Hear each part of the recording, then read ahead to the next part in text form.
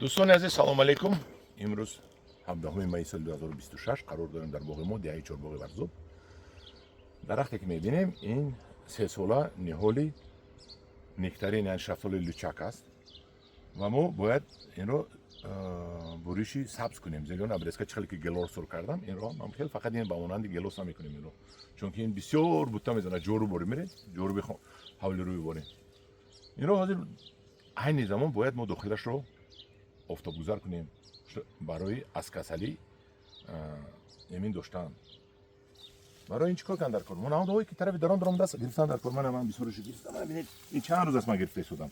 ببینید چند روز است من گرفته شدم بو میگیرم من از داخلش. آره یعنی جورو بری میگیرم من، چون که این داخل رفتگی است. داخل رفتگیاش رو میگیریم.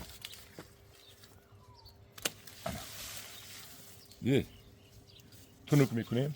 اینم داخل آمده است. این طرف یک هزاره همین میکنیم که داخل این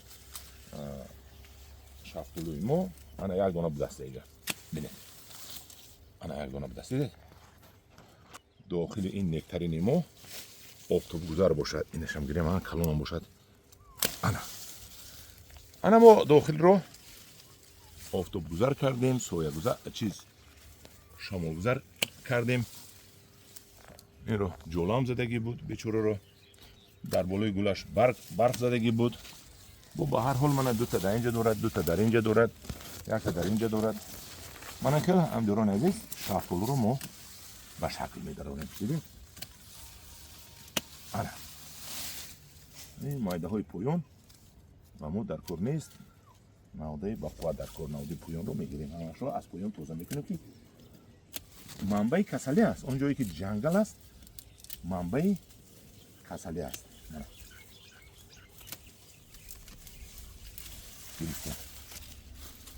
بازی بعد از نوار بو میگیرم. من اینجا رو بو میگیرم.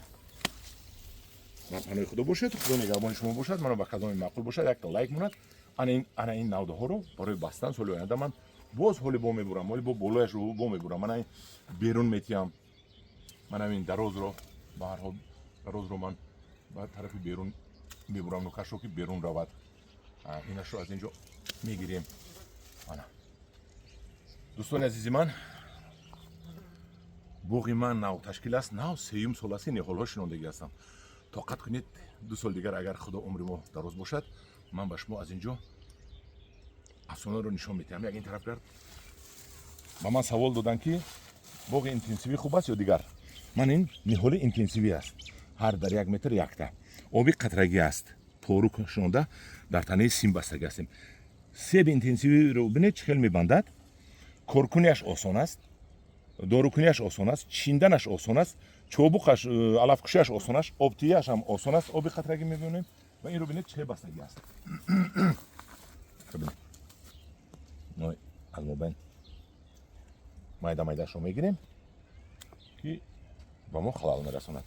انم دوران عزیز این سوال با اون که با اونها آدمایی که کدام باغ خوب است. اگر شما تونید سوپر اینتنسیوی کنید، سوپر اینتنسیویش هر 1 متر در یک تا میشنونید و بین قطار 3.5 یا 4 اینتنسیویش باشد 2 میشنونید و بین قطار 4 در تک پیوند دانه باباگی ده 5 به 6 6 به 7 کلان میشنونید که باید کلان میشود. درخت های باباگی زور است، بسیار میبندد، لیکن وای کار کردنش نهایت مشکل است. نهایت مشکل است. برآمده ابریشک کردن و گیردش رو پارو دادن اینو کارش کنید. این آسان‌تر است و این محصولاتش بسیار است. این اگر در 1 هکتار 2,500 شینانید از یک تاش 20 کیلو گیرید. این چند تونه میشه؟ از 50 تا 70 تونه میگیرن آدمو. اکنون با 5 تومانی سیب ضرب زنید. اگر 50 تونه گیرید 50 تونه گیرید از 1 هکتار با 5 تومانی شما فروختید ضرب زنید چقدر میشود؟ همدوران عزیز اگر شما از من مصلحت گیرید و باغ کردنی باشید حتما اگر از من مصلحت گرفتنی باشید من به شما درختش رو تشکیل میکنم. یک در دوام 2 سال یک 15 آدم ما رو دعوت کرده برده ای مصلحت همون گرفتن هم این قطعی من مصلحت کردیم میکنیم میبینم که روی خودش قطع رفت از دیگر جو درخت گرفت مرا استفاده برد همچون مصلحتگر. گفتی استاد شدی سولیف ایتری بدم نیده مصلحت که بردید من که گفتم که همین میکنیم از من که وعده دادید که نهال میگیریم همین شرطنامه رو با من کنید من همین باغ شما رو تشکیل میکنم. من دیدید آسان بود است. یگان قندگری ندارد.